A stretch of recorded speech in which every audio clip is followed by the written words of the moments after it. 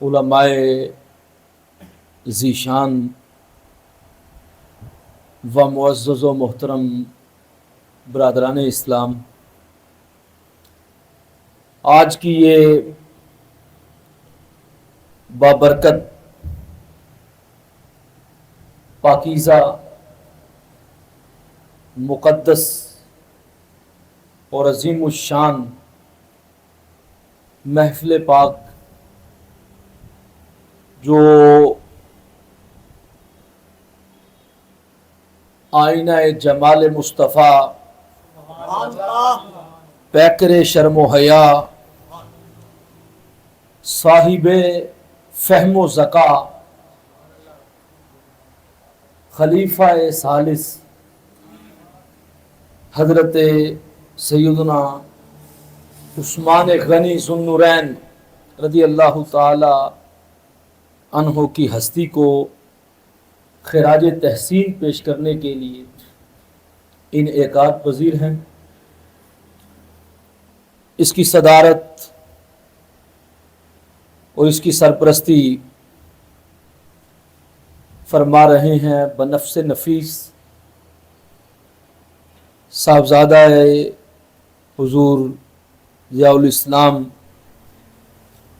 آفتاب طریقت، ماہتاب شریعت، سید السادات حضرت صاحبزادہ والا شان پیر سید محمد ابو بکر اویس شاہ صاحب گیلانی چشتی دامت برکاتہم العالیہ والقدسیہ، زیب سجادہ آستانہ عالیہ چشتیہ نظامیہ نارووالی شریف گجرات۔ ہماری اس عظیم الشان اور بابرکت پاکیزہ محفل کے روئے رواں اور اس بزم کی رونق حضرت کے لخت جگر، اس خاندان کے عظیم شہزادے فخر السادات سید السادات حضرت علامہ مولانا صاحبزادہ پیر سید محمد حمداللہ منعم گیلانی چشتی دامت برکاتہم العالیہ والقدسیہ، اس آستانے کے ولی عہد، میں بہت مشکور اور ممنون ہوں اپنے برادر مکرم محترم المقام حضرت علامہ مولانا مدثر شریف فیض صاحب قادری حفظہ اللہ تعالی کا بڑا ان سے ایک گہرا پرانا رشتہ ہے۔ سرکار کے ثنا خان بھی ہیں، قاری بھی ہیں، عالم دین بھی ہیں۔ ان کے وساطت سے آج اس آستانے کی حاضری کا شرف و اعزاز حاصل ہو رہا ہے۔ اس طرح کی محبت، احساس اور جذبات آپ کے سینے میں ہیں،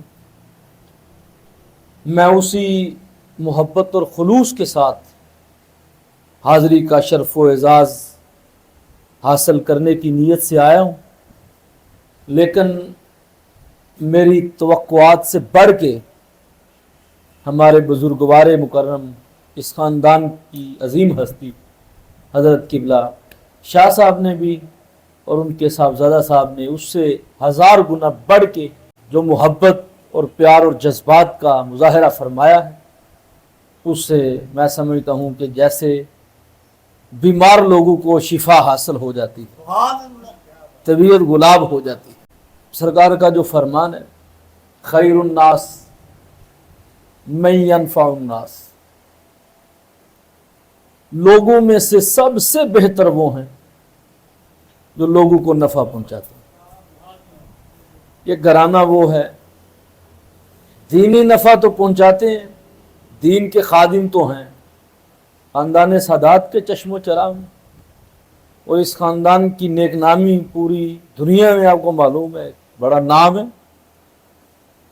لیکن اللہ کا کرم ہے، اس آستانے سے کئی بھوکے ہیں جو پیٹ بھرتے ہیں، کئی پیاسے ہیں جو پیاس بجھاتی ہیں، اور فقط ظاہری جسم کی نہیں بلکہ اس خاندان کی یہ شان ہے، یہاں سے روحانی پیاس بھی، روحانی بھوک بھی مٹائی جاتی ہے، روح کو بھی سیراب کرتے ہیں، انسان کے جسم کو بھی سیراب کرتے ہیں۔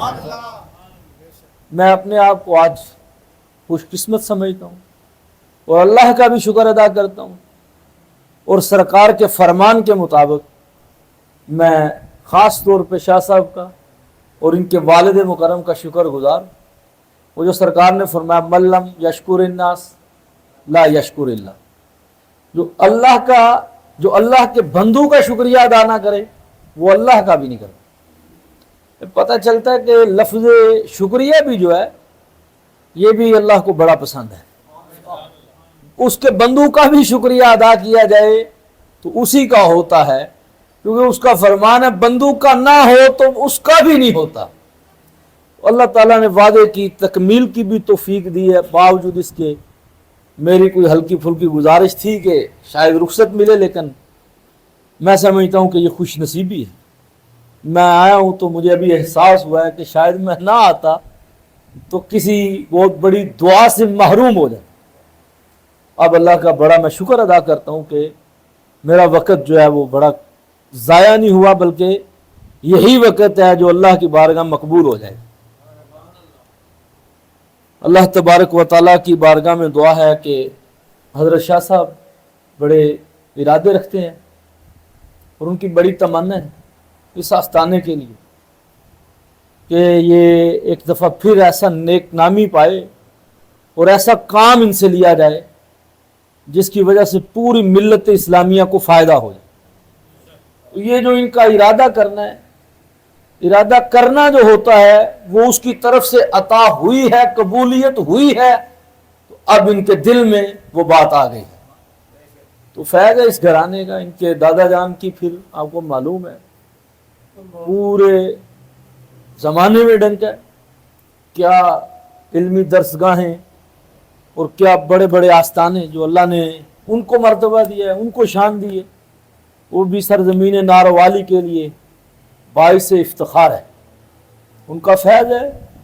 اور پھر خاص طور پہ سلسلہ عالیہ چشتیہ حضور سیال شریف کا جو فیض ہے اس آستانے کو، وہ بھی آپ کو معلوم ہے پوری دنیا دیکھتی ہے۔ دعا ہے کہ اللہ تبارک و تعالی قیامت تک، بلکہ بعد قیامت کے بھی اس آستانے کا فیض ان کے پیار کرنے والوں، چاہنے والوں کے لیے، مریدوں کے لیے، طالب علموں کے لیے، ان سے وابستہ افراد کے لیے ہمیشہ جاری اور ساری فرمائے۔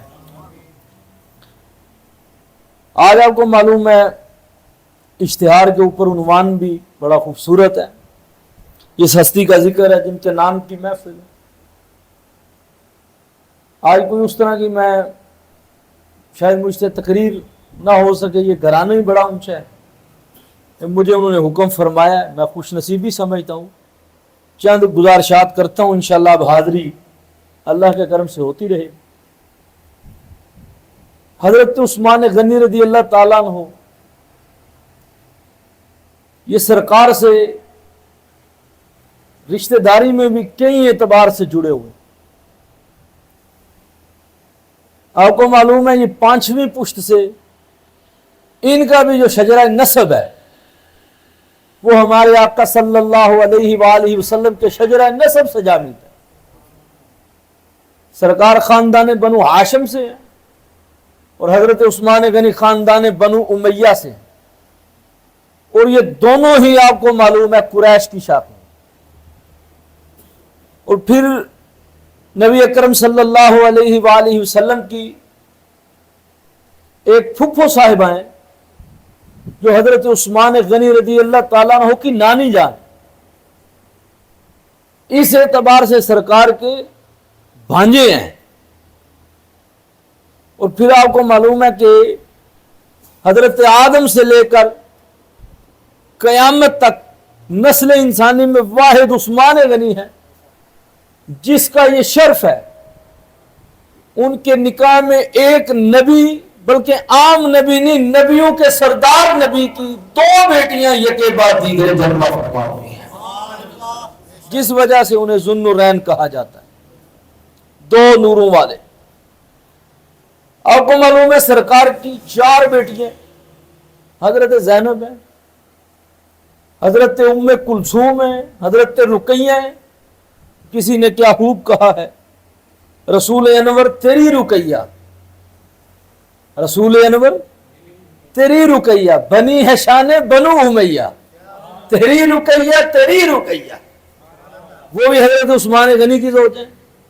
حضرت ام کلثوم بھی آپ کو معلوم ہے حضرت عثمان غنی کی زوج ہے. اور چوتھی سرکار کی شہزادی ہے.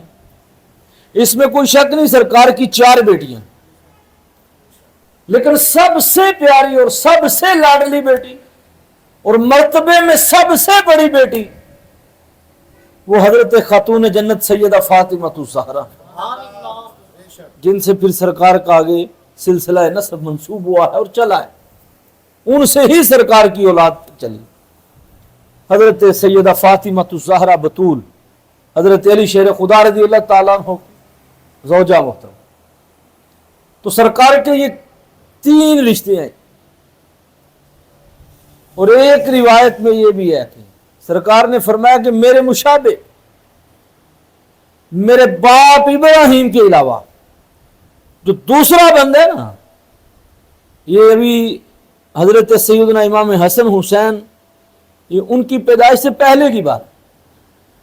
ویسے تو ان کے بارے میں ہے نا کہ سر کے بالوں سے لے کر پاؤں کے ناخنوں تک دونوں شہزادے، لیکن ان سے پہلے حضرت ابراہیم کے بعد سرکار فرماتے ہیں جو میرے سب سے زیادہ مشابہ ہے وہ عثمان ہے. عثمان غنی ہے. عام الفیل کے 6 سال بعد آپ کی پیدائش.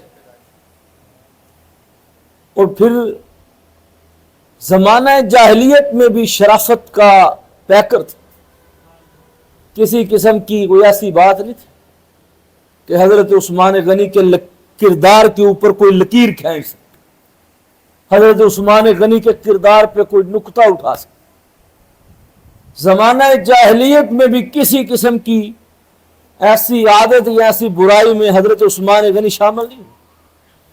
انتہائی نفیس طبیعت.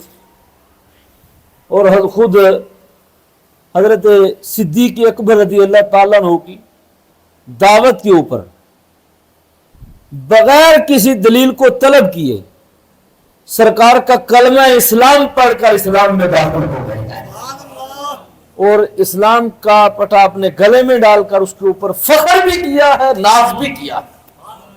حضرت عثمان غنی رضی اللہ تعالیٰ عنہ، ان کا یہ ترہ ہے، ان کا یہ خصوصی امتیاز ہے.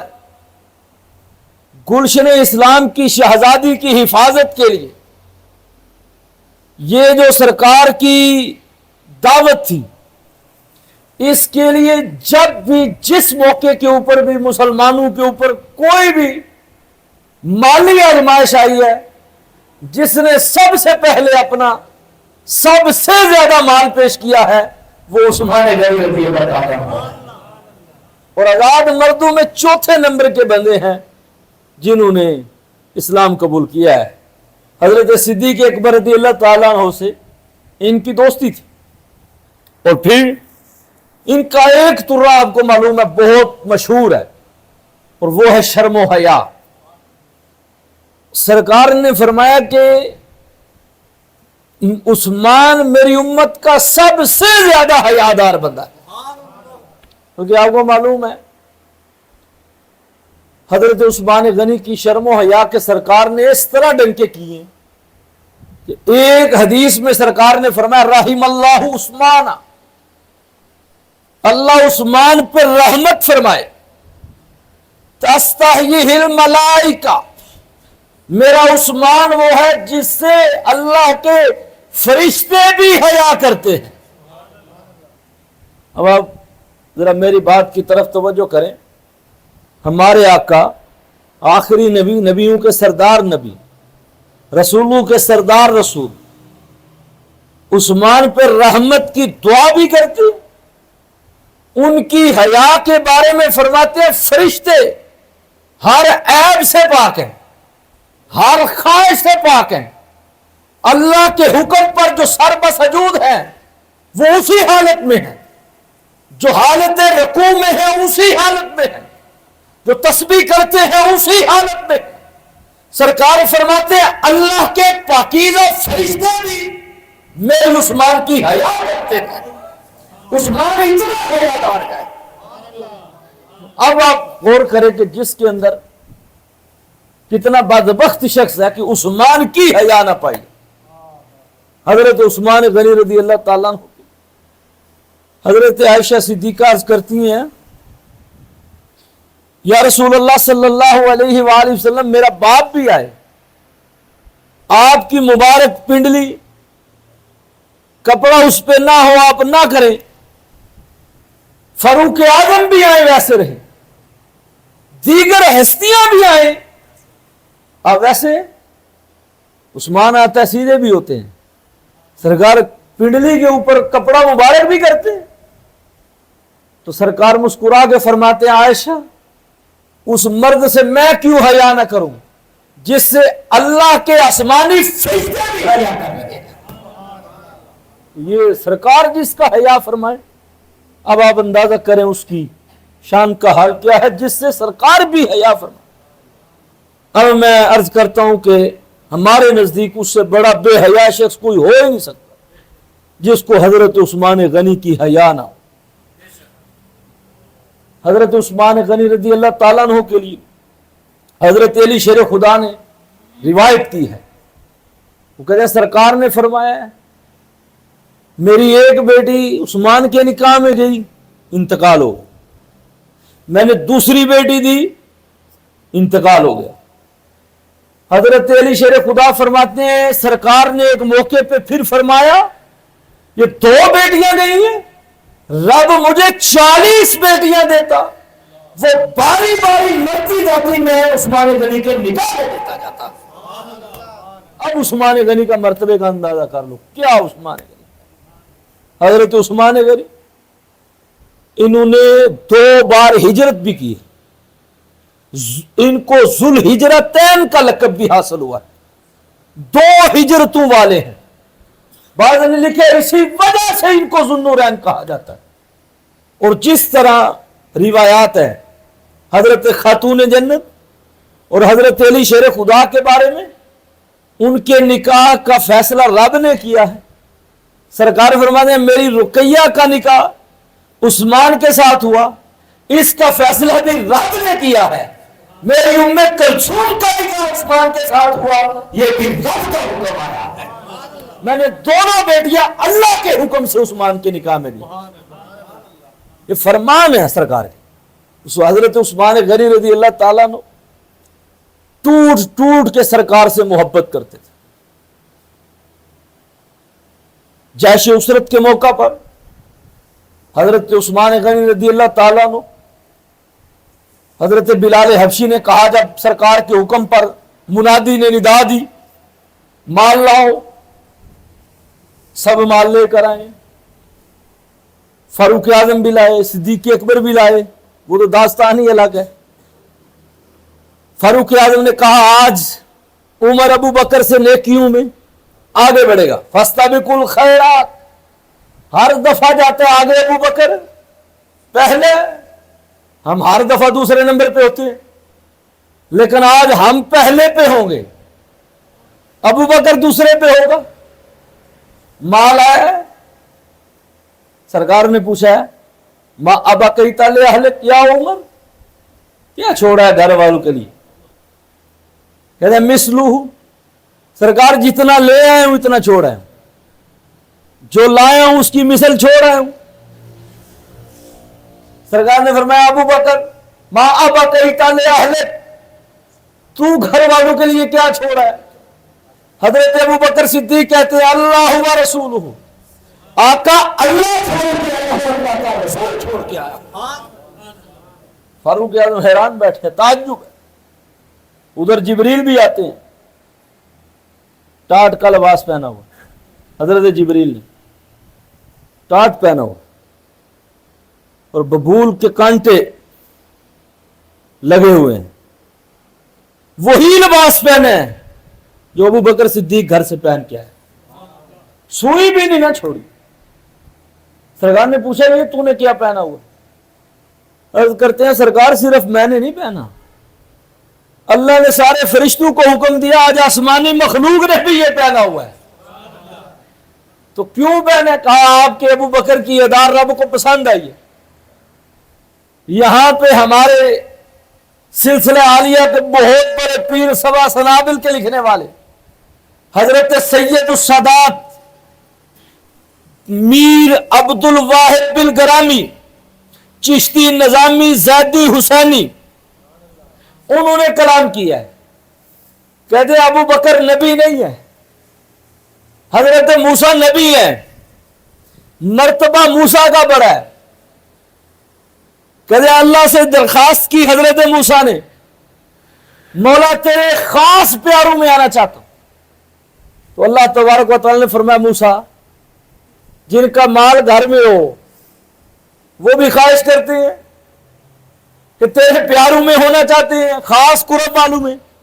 حضرت موسیٰ گھر گئے نا، سارا مال اٹھا کر آپ کے راستے میں دے دی، سبحان اللہ کہیں نا بلند آواز سے، سارا مال دیا ہے نا۔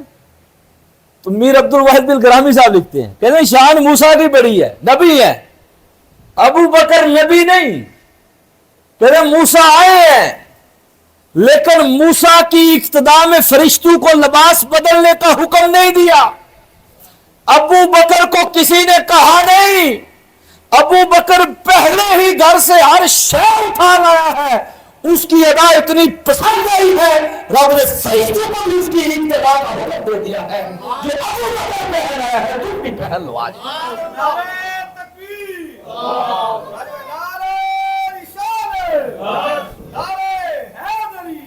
جب حضرت صدیق اکبر رضی اللہ تعالیٰ عنہ جب سرکار کی بارگاہ میں بیٹھے ہوئے، حضور نبی اکرم صلی اللہ علیہ وآلہ وسلم اور ان کی گفتگو جاری ہے، جبریل آئے ہیں، جبریل نے آ کے عرض کیا یا رسول اللہ آپ کا رب آپ کو بھی سلام کہتا ہے، ابو بکر کو بھی سلام کہہ رہا۔ پھر صدیق اکبر کو سلام کہا اور کہا آقا ابو بکر سے پوچھیں اپنے رب سے راضی ہے؟ وَلَسَوْفَ يُعْطِيكَ رَبُّكَ فَتَرْضَىٰ، محبوب کی شان ہے، اللہ نے اپنے محبوب کی رضاؤں کو چاہا ہے، دو جہان میں چاہا ہے، حدیثیں اور آیتیں اس پہ گواہ ہے، لیکن وہ کم ہی آسمان کے نیچے یہ نظارہ کسی نے دیکھا ہے ہمارے آقا کے بعد بھی کسی کی رضا کو چاہا ہو۔ لیکن اس وقت ابو بکر سے پوچھا بتا اپنے رب سے راضی ہے؟ رو پڑے تھے، کہتے میں رب پوچھتا ہے نا ابو بکر بتا، کہا میں اپنے رب سے راضی ہوں راضی ہوں راضی ہوں۔ اے میرے آقا ذرا اللہ سے بھی پوچھ کے بتائیں قبول بھی کیا ہے یا نہیں کیا، قبول بھی کیا ہے یا نہیں کیا، سارا مال لے آئے، مثال ہی الگ قائم ہوگی۔ اور سارا مال جو ہے نا آپ ذخیرہ حدیث کو اٹھا کے دیکھ لیں شاہ صاحب، جس سارا مال ہے نا جو وہ سوائے صدیق اکبر کا سرکار نے کسی دوسرے کا قبول بھی نہیں کیا۔ مولانا صاحب یقین کریں، ایک صحابی آئے ہیں انہوں نے اس موقع پر ایک سونے کی ڈلی دی ہے، کبوتری کے انڈے جتنی، حدیث میں ہے کبوتری کے انڈے کی جتنی تھی، انہوں نے کہا سرکار میرے پاس صرف یہ تھی، تو حدیث میں سرکار نے وہ اٹھا کے ان کی طرف ماری زور سے، وہ کہتے ہیں اگر مجھے لگ جاتی نا میرا ناک ضائع ہو جاتا، یا میری آنکھ پہ لگتی نکل جاتا، اتنے زور سے سرکار کی جو طاقت تھی، میدان جنگ میں بھی سرکار کا نیزہ چھوا تھا ایک بندے کو، وہ کہتے زمین و آسمان کی ساری تکلیف ایک طرف، مصطفیٰ کے چھونے کی طاقت اس سے بھی بھاری ہے، اتنی تکلیف محسوس کرتا، اس قدر طاقت تھی۔ اب اندازہ کرے کہ صحابی کہتے ہیں مجھے مارا سرکار نے فرمایا میں اس لیے تو نہیں مبعوث کیا گیا اور تمہیں اور تمہارے بچوں کو بھوکا کر دوں. پھر ایک روایت میں صحابی نے عرض کیا یا رسول اللہ 1 درہم ہے. فرمایا جاؤ اپنے اوپر خرچ کر. پوچھا سرکار ایک اور ہے. فرمایا اپنے بیوی بچوں پہ خرچ کر. پوچھا سرکار ایک اور ہے. فرمایا اپنے رشتہ داروں پہ خرچ کر. پوچھا ایک اور ہے. فرمایا اپنے غلام پہ خرچ کر لے. پھر کہا ایک اور ہے. سرکار نے کیا فرمایا؟ فرمایا اب جدھر تیرا دل کرتا ہے ادھر دے لے. تو اب پورا ذخیرہ حدیث اٹھا کے دیکھیں. یہ اکیلے ابو بکر کی شان ہے جس کا سارا قبول کیا ہے, راضی بھی ہوئے ہیں, خوش بھی ہوئے ہیں, صحابہ پہ فخر بھی کیا ہے. ابو بکر کا معاملہ اور رکھا ہوا ہے. حضرت ابو بکر صدیق وجد ہو جاتا ہے نا کبھی مجھے ان کی بات کرتے ہوئے, جب خود سرکار کا پہلا نکاح مبارک حضرت خدیجہ الکبریٰ سے ہوا نا, اس وقت بھی 8 جوڑے 8 سوٹ لے کر حضرت ابو بکر حاضر ہوئے. اس وقت بھی 8 کپڑے لے کے آئے بڑے. تو سرکار نے اظہار تشکر فرمایا. سرکار نے اظہار تشکر فرمایا ان کے لیے. انہوں نے کہا سرکار یہ آپ کے آبا آپ کے اجداد کا ہی تحفہ ہے جو ہم دے رہے ہیں آپ کو. ان کی طرف سے یہ عطا ہوا تھا جو آپ کو لوٹا رہے. اس وقت بھی سرکار نے بھی اعلان نبوت نہیں کیا. کبھی توجہ کرو نا یار. اس وقت بھی ابو بکر شے کو اپنی طرف منسوب کرنے کی بجائے دے بھی رہے ہیں, آمینہ کے نام کی طرف منسوب کر رہے ہیں. سرکار یہ بھی آپ کے بزرگوں کا دیا ہوا ہے, وہی تحفہ آپ کی خدمت میں. کوئی جوان ایسا نہیں. عبد الرحمن بن عوف آئے ہیں نا اس موقع کے اوپر 10,000 اشرفیاں لے کے, 10,000 اشرفیاں سونے کی.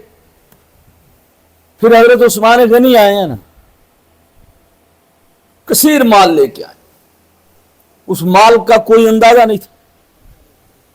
جب سب کے مال آ گئے نا, سب کے مال آئے ہیں, تو پھر بلال حبشی کو سرکار نے کہا کہ ابھی مزید ضرورت ہے جنگ کے لیے, سامان اکٹھا ہونا چاہیے. بلال حبشی کھڑے ہوئے, کہا ہے کوئی اور لانے والا؟ حضرت عثمان غنی پیچھے سے کھڑے ہو کے کہتے ہیں 100 اونٹ دیتا ہوں, 100 اونٹ دیتا ہوں. حضرت بلال حبشی ان کے کہنے کے بعد پھر کھڑے ہوئے ہیں. دوسری دفعہ پوچھا ہے کوئی لانے والا؟ یہ مسند امام احمد بن حنبل اور یہ مفتی عام یارحان نیمی صاحب نے بھی ایک موقع کے اوپر اس حدیث کو نقل کیا اور کہتے ہیں کہ حضرت عثمان غنی نے دوسری دفعہ کہا 200 اونٹ دیتا ہوں. تیسری بار بلال حبشی کھڑے ہوئے کہا 300 اونٹ دیتا ہوں. 300 اونٹ. مفتی صاحب فرماتے ہیں احمد یار خان نیمی ہمارے گجرات کا فخر, مفسر قرآن, حضرت مفتی احمد یار خان نیمی صاحب رحمۃ اللہ تعالی علیہ لکھتے ہیں, کہتے ہیں حدیثوں سے یہ ثابت ہے اور بعض ان کی کتابوں سے بھی جو عثمان غنی کی مخالفت کرتے ہیں ان کی کتابوں میں لکھا ہے یہ 100 200 300 نہیں بلکہ 100 جمع 200 جمع 300 یہ 600 اونٹ ہے جس کا اعلان عثمان غنی نے کیا. کہتے گھر گئے نا, اپنے غلام کو کہا ہانک, اس نے 600 کی گنتی کی افراد لگا کر. حضرت عثمان غنی کوئی چھوٹا موٹا بندہ نہیں تھا, سرکار کی دعوت کی گھر میں, سرکار جتنے قدم چل کے آئے ہر قدم کے اوپر غلام آزاد کیا. سرکار گھر جب ان کے گھر سے تشریف لے گئے واپسی پر بھی ہر قدم پہ غلام آزاد کیا. اور بوقت شہادت خود اپنے بارے میں فرمایا ہر جمعے ایک غلام آزاد کرتا تھا, اور فرمایا جس جمعے نہ کر سکا آنے والے جمعے میں 2 غلام آزاد کیے ہیں. قرآن کو سارا یاد کیا ہے, ساری زندگی میرے زبان سے گالی نہیں نکالی. عثمان غنی کس سطح کا بندہ تھا, ساری زندگی کرے فحش کوئی نہیں کی. توجہ ہے میری طرف. بات پر ہم گالی بکتے ہیں, بات پہ برا کلام کرتے ہیں. جرت دیکھو جوان. حضرت عثمان غنی اتنے حیادار تھے, اتنے حیادار تھے, دوران غسل بھی, دوران طہارت بھی, بلا عذر شرعی اپنی پوری حیات مبارکہ میں اپنی شرمگاہ اپنی نظر سے بھی نہیں دیکھی. سبحان اللہ کہیں نا بلند آواز سے. میں سیرت کے دو آپ کو باتیں سناتا ہوں.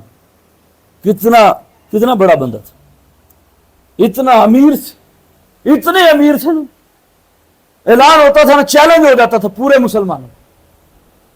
مسلمانوں کا قرض اتارنے کے لیے میدان میں اکیلا عثمان اتر آتا تھا.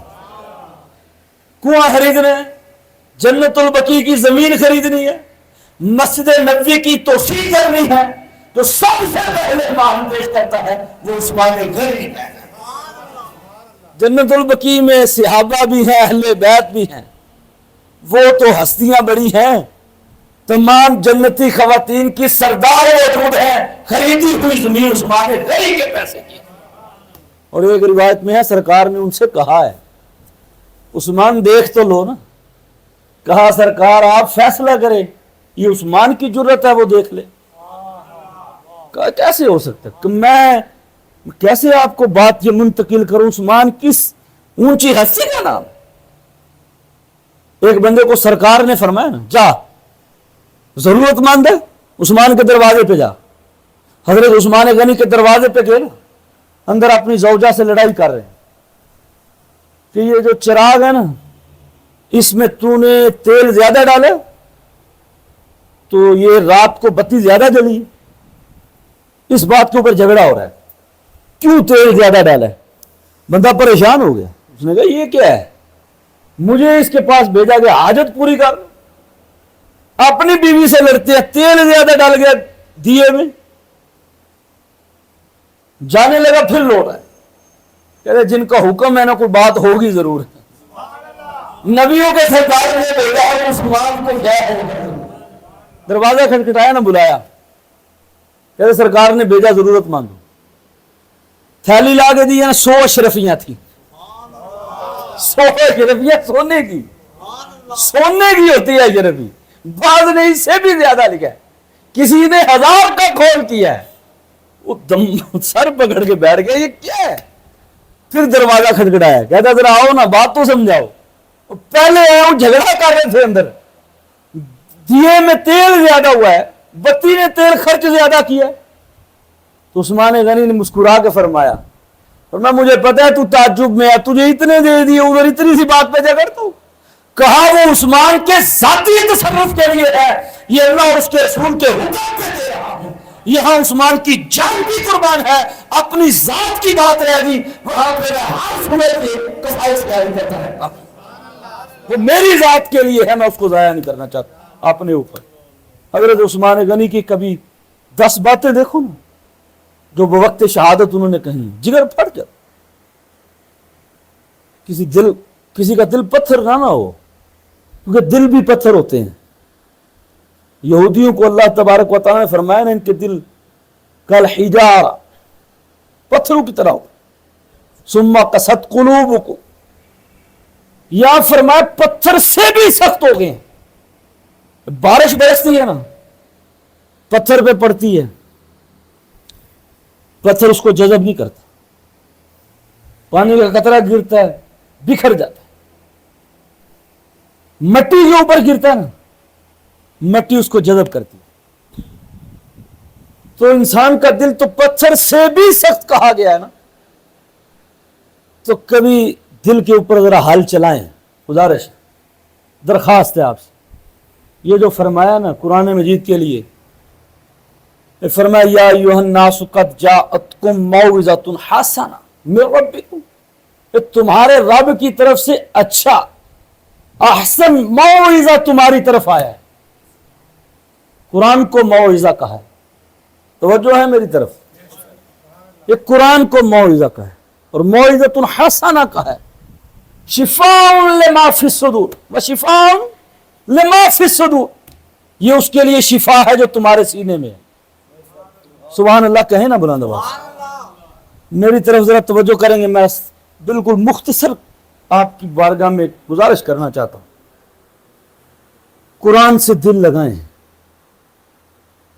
کیونکہ ہماری جو اس وقت حالت ہے نا اس کی ایک وجہ یہ ہے کہ قرآن سے ہمارا رشتہ کوئی نہیں، قرآن کو پڑھتے ہی نہیں ہیں. پہلے تو تلاوت بھی بڑی ہوتی تھی، اب تو اس طرح وہ تلاوت بھی نہیں. پہلے جس طرح ذوق اور شوق کے ساتھ بزرگ بھی آتے تھے، بچے بھی آتے، اب کون آتا ہے؟ کتنی بڑی بڑی آبادی ہے ایک ایک گاؤں کی، مسجدیں ویران پڑی ہوئی ہیں، قرآن ویسے ہی پڑے ہوئے ہیں. ذرا توجہ کریں گے میری طرف. یہ لوگ واعظ کو برا سمجھتے ہیں، واعظ کو، نصیحت کو. رب کہتے ہیں قرآن اچھا واعظ ہے، موعظہ ہے، نصیحت والی کتاب ہے جو اللہ کی طرف لے جاتی ہے، بندے کا ٹوٹا رشتہ رب سے ملاتی ہے، بھٹکے ہوئے آہو کو سوئے حرم پہنچاتی ہے. آمینہ کے لال کی بارگاہ میں کھڑا کرنے والی کتاب یا قرآن ہے یا مصطفیٰ کا فرمان ہے. اسی لیے ما آتاکم الرسول فخذوہ، اللہ کے رسول جو تمہیں دیتے ہیں لے لو، جسے منع کرتے ہیں باز آ جاؤ. درخواست کروں گا، گزارش کروں گا، یہ جو مزاج ہے نا اس کو بدلیں. ہمارے ہاں واعظ قرآن سے کم ہوتا ہے، کہانیوں سے زیادہ ہوتا ہے. قرآن خود واعظ ہے. ہمارے ہاں واعظ حدیثوں سے کم ہوتا ہے، شعروں سے زیادہ ہوتا ہے. درخواست، دست بستہ، معاف کیجئے گا، گزارش. ایک قرآن مردوں کو زندہ کرنے آئے. ایک قرآن کی عظمت کو کبھی سمجھو نا. جو قرآن کو اللہ کی کتاب نہیں نہ مانتے، جن کے مطابق معاذ اللہ، وہ بھی یہ ضرور کہتے ہیں کہ 1500 برس گزر گیا، 1450 سال، کہتے ہم مانیں یا نہ مانیں کہ اللہ کی کتاب ہے یا نہیں ہے، لیکن یہ ضرور ہے یہ کتاب وہی ہے جو مصطفیٰ نے اپنی امت کو دی ہے. نہ اس کا لفظ بدلا ہے، نہ اس کا حرف بدلا ہے، نہ اس کی زیر بدلی ہے، نہ اس کی زبر بدلی ہے. بڑی بڑی کتابیں بدل گئی ہیں، بڑے بڑے مذاہب ہیں دنیا میں، ان کی کتابیں بدل گئی اپنی اصلی حالت میں. 104 کے قریب آسمانی کتابیں، آسمانی کتابیں رب کا کلام ہے، مشہور تورات، زبور، انجیل ہے، اپنی اصلی حالت پہ نہیں. لیکن قرآن کا زندہ معجزہ دیکھیں، وہ لاکھوں حافظ ہیں، الحمد سے لے کر والناس تک سینے میں سماتا ہے. 8 سال کا بچہ بھی بہت بڑے علامہ کے سامنے کھڑا ہو کے کہتا ہے علامہ صاحب آیت تو پڑھ رہے ہیں لیکن یہ غلطی ہے. یہ قرآن کا زندہ معجزہ ہے. اب یہ درخواست کروں گا، دل ہے نا پتھر ہو چکے ہیں، سیاہ بھی ہو چکے ہیں، نرمی لائیں نا، کبھی حال چلائیں عشق مصطفیٰ، پھر قرآن اثر کرے گا نا. ورنہ وہ حال ہے ان کی طرح جن کے دل سخت ہو، جن کے دل پتھر ہو گئے ہیں.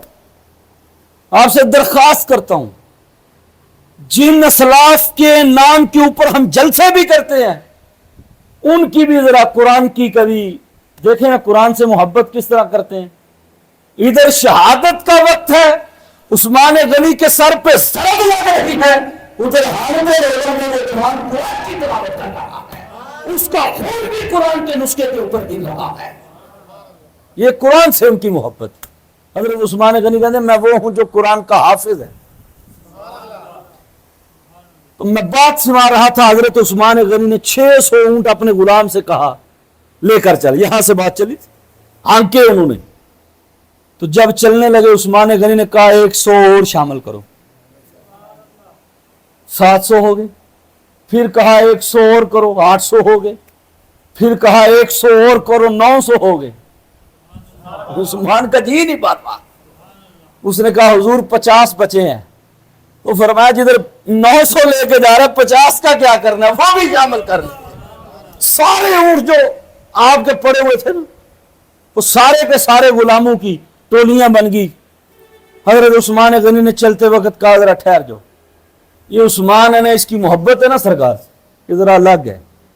اس نے کہا حضور اونٹ تو بچے نہیں ہیں، اب کیا کریں.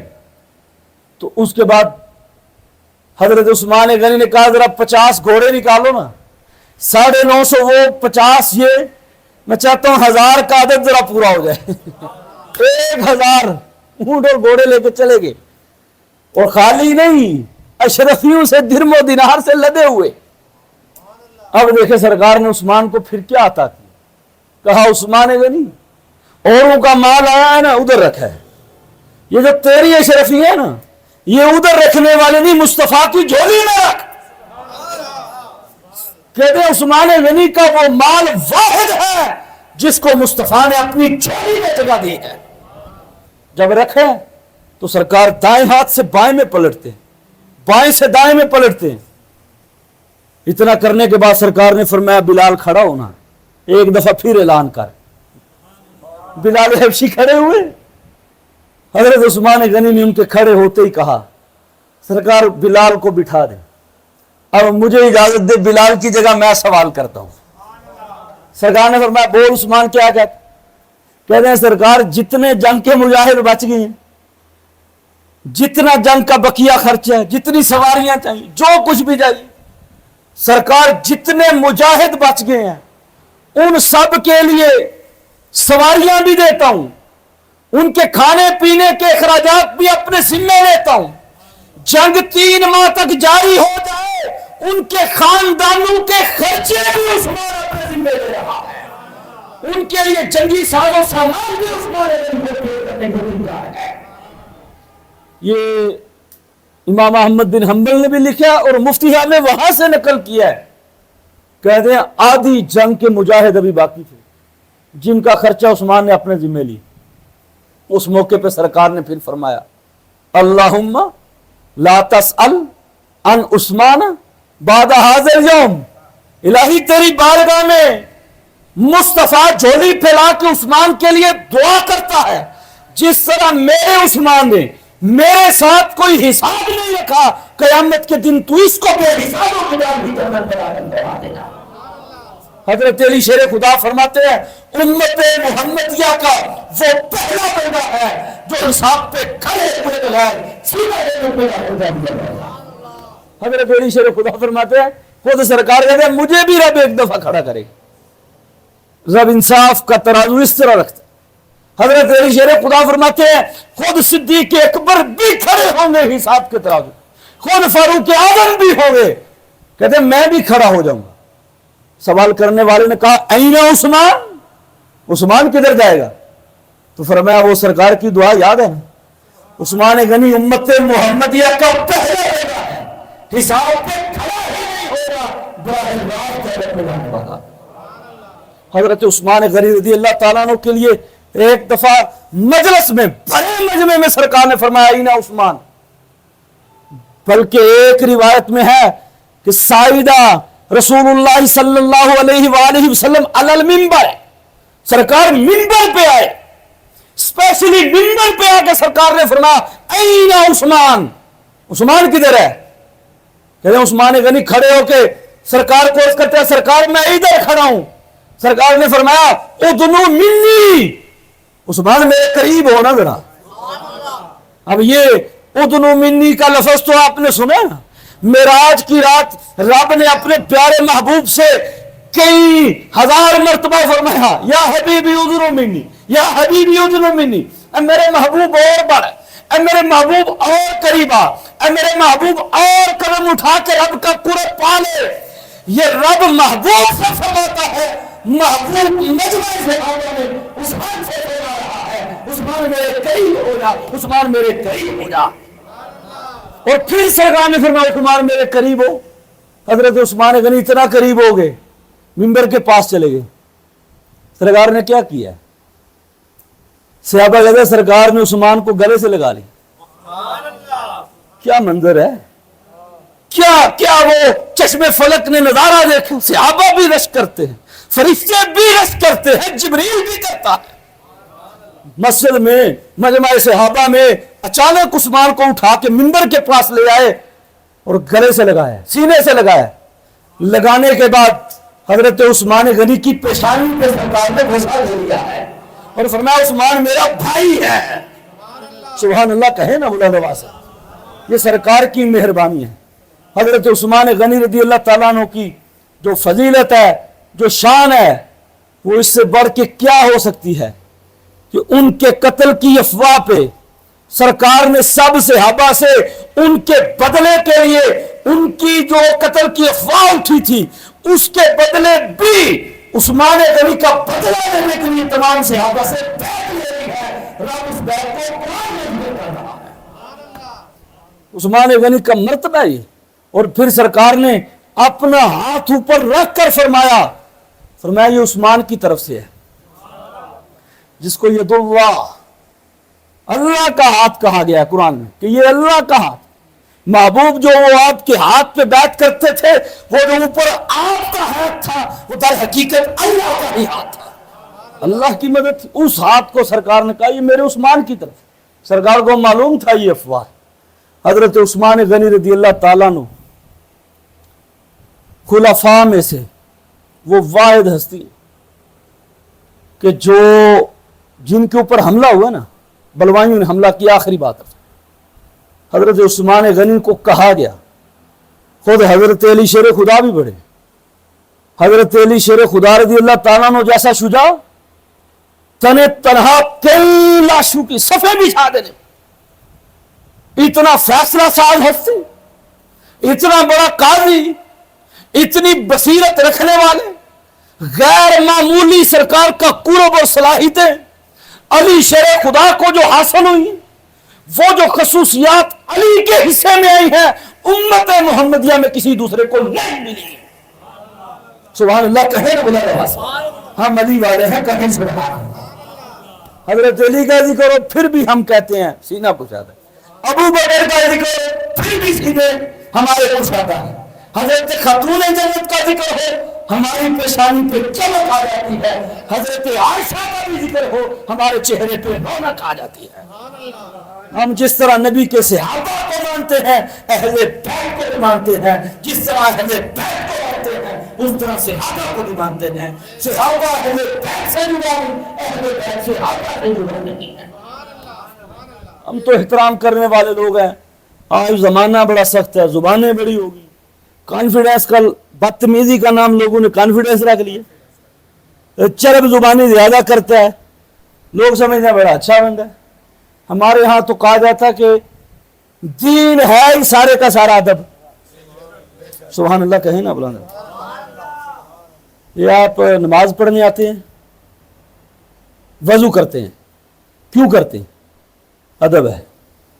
اللہ کی بارگاہ میں جا رہے ہیں, یہ ادب آداب ہوتے ہیں. اللہ کو وضو کی کیا حاجت ہے؟ سبحان اللہ کہیں بلند. اللہ نے وضو کو کیا کرنا ہے؟ پانی سے ہاتھ آپ نے دھوئے, وضو آپ نے کیا ہے نا, چہرہ آپ کا صاف ہوا ہے, اللہ نے کیا کرنا ہے؟ اللہ تبارک و تعالیٰ کو ان چیزوں کی حاجت نہیں, وہ بے نیاز ہے. لیکن یہ آداب سکھائے گئے. رب کی بارگاہ میں جا رہے ہو, یہ ادب ہے. ہمارا دین سارے کا سارا ادب ہے. یہ صحابہ ہیں, اہل بیت ہیں, سرکار کی نسبتیں ہیں, مقدس ہستی ہیں, منع کی ہے ان کے بارے میں زبان نہ کھولو. اب میں آپ سے عرض کرتا ہوں, حضرت علی شیر خدا رضی اللہ تعالیٰ عنہ نے بھی حضرت عثمان غنی کو کہا ہے بدلہ لیتے ہیں. امام حسن بھی آئے, امام حسین بھی, اور خود حضرت امام حسن اور حسین ان کے پہرے دار تھے. ان کی حفاظت کے لیے تلواریں ان کے ہاتھ میں تھی. اور ایک روایت میں حضرت علی شیر خدا نے ایک شہزادے کے سینے کے اوپر مارا, اور ایک شہزادے کے لیے اس سے بھی زیادہ سختی فرمائی ہے, ڈرتا ہوں وہ لفظ کہنے سے.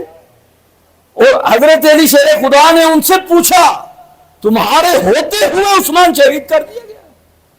حضرت عثمان غنی نے شہادت قبول کی ہے, لیکن کہا میں وہ پہلا ایسا شخص یا ایسا حکمران نہیں ہونا چاہتا جس کی وجہ سے حرم نبوی خون سے آلود ہو جائے.